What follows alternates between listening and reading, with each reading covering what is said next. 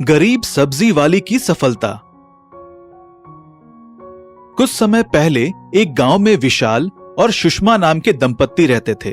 वो बहुत ही गरीब थे। एक दुर्घटना में विशाल घायल हो जाने के कारण वह चल नहीं पाता है और हमेशा बिस्तर पर पड़ा रहता है। तब से सारे परिवार का बोझ सुषमा ही उठाते रहती है। कुछ ना कुछ काम करके मेरे पति के ऑपरेशन के लिए आवश्यक पैसों को जमा करना होगा। सुना है गांव का मुखिया बहुत ही अच्छा आदमी है, उनके पास जाकर कुछ काम देने के लिए पूछूंगी। कहकर गांव के मुखिया सुरेश के पास जाती है। साहब, कृपा करके कुछ काम हो तो बताइए।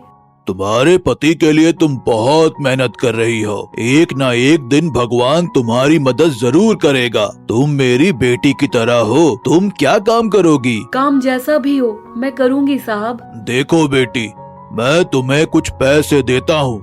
टोकरी में सब्जियाँ रखकर गांव में बेचना। फिर कुछ दिनों के बाद थोड़ा और पैसा जोड़कर एक ठेला खरीद लेना। भगवान आपको खुश रखे। मैं आपका ये ऋण कभी नहीं भूल पाऊंगी। इस तरह कहकर उन पैसों से सब्जियों को खरीदकर एक टोकरी में रखकर गांव में बेचते रहती है। इस तरह कुछ दिन गुजरने के बाद उसके पास थोड़े पैसे जमा हो जाते हैं। फिर वो एक ठेला खरीद लेती है, उस पर सब्जियां रखकर बेचते रहती है। एक दिन अपने पति से कहती है, आप चिंता ना करिए जी, मैं खूब पैसा कमाकर आपका ऑपरेशन करवाऊंगी। तुम मेरे लिए बहुत मेहनत कर रही हो सुषमा। तुम्हारी जैसी पत्नी पाना मेरा सौभाग्य है। ठीक है, अब मैं चलती हूँ, अपना ख्याल रखना। इस तरह कहकर सब्जियां बेचने निकलती है। बिना किसी छल कपट के ताजा सब्जियां बेचने के कारण सारे लोग सुषमा के पास आकर ही सब्जियां खरीदते थे। एक दिन एक ऑफिसर सुषमा के पास सब्जियां खरीदता है। देखो बेटी, तुम अच्छी सब्जियां बेच रही हो और तुम चालाक भी लगती हो। तुम स्मार्टफोन पर सब्जियों की ऑर्डर लेकर डोर टू डोर डिलीवरी किया करो। एक डिलीवरी बॉय को काम पर रख लेना। लेकिन साहब, इस तरह से व्यापार अच्छे से होगा? आजकल तो सबके पास स्मार्टफोन है, आसानी से ऑर्डर करते रहते हैं। डिलीवरी चार्जेस लेकर तुम सब्जियां बेच सकती हो। इस तरह बहुत सारे सब्जियां भी बिकेंगी। तुम्हारा व्यापार बहुत अच्छा होगा। ठीक है साहब, आप जैसा कहें वैसे ही करूंगी। फिर सुषमा एक स्मार्टफोन खरीदकर डिलीवरी बॉय को भी काम पर रख लेती है।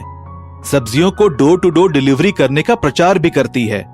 इससे उसे ऑर्डर मिलने शुरू हो जाते हैं। फिर डिलीवरी बॉय तुरंत जाकर सब्जियों की डिलीवरी करते रहता है।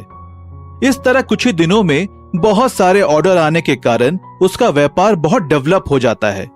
फिर इस तरह कुछ ही दिनों में वो एक बड़ी सी दुकान की मालकिन बन जाती है। भगवान की कृपा से मेरे पति के ऑपरेशन के लिए पैसे जमा हो गए। फिर सुषमा ऑपरेशन करवाती है। इससे विशाल अब सामान्य होकर उसकी बीवी की मदद करते रहता है।